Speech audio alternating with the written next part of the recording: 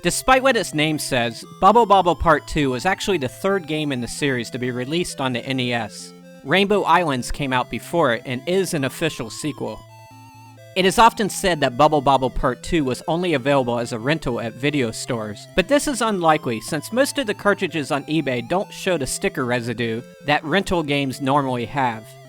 We do know that it came out very late in the life cycle of the NES. At the time, the Super Nintendo had already been out for 2 years.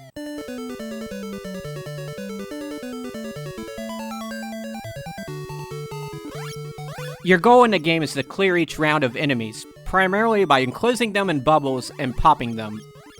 It's a simplistic premise, but a lot deeper than you might think. Each round has its own layout with its own air currents that affect how your bubbles move around the screen. You have the ability to shoot charged bubble shots by holding down the B button. And if you continue to hold it down, you'll inflate yourself and begin floating, allowing you to reach higher areas.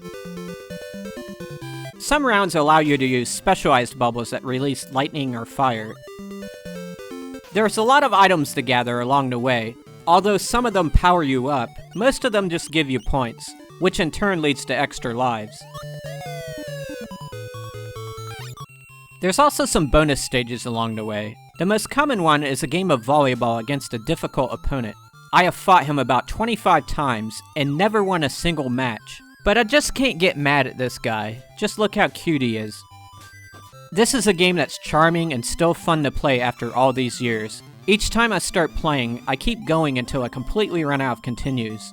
The rounds are short, but varied enough to not feel repetitive. Having boss battles every 10 rounds is also incentive to keep playing. The challenge is exactly how I like it. It's a cakewalk at first, but gradually becomes harder. Once you get past round 50, the game becomes a killing field. Overall, experienced gamers will feel challenged, eventually, but kids will be able to play a good portion of the game. The graphics are about average for an NES game. Sometimes the game looks very drab, especially in the early rounds. Once you get to level 40 though, there's gleaming waterfalls which make up for it. They probably should have put these waterfall rounds earlier in the game. The character sizes are plump compared to the first Bubble Bobble. As a result, the game runs at a slow speed, and it's very vulnerable to slowdown and flickering. This becomes more evident when you create a lot of bubbles. The lesson here is not to create a lot of bubbles. There's also a 2-player mode, and if you were hoping for some excellent cooperative gameplay, like in the original game, prepare to be disappointed. There's no 2-player co-op at all. All you can do is take turns. If one player gets on a roll, the other player will be waiting for quite a long time. While the lack of co-op is a major disappointment, it's understandable. The game as designed would not have been able to handle the increased amount of items on the screen.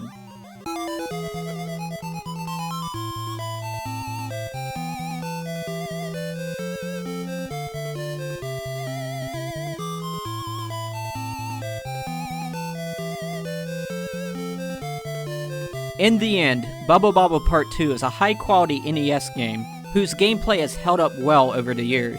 If you have played and enjoyed the first Bubble Bobble, you'll enjoy this one too.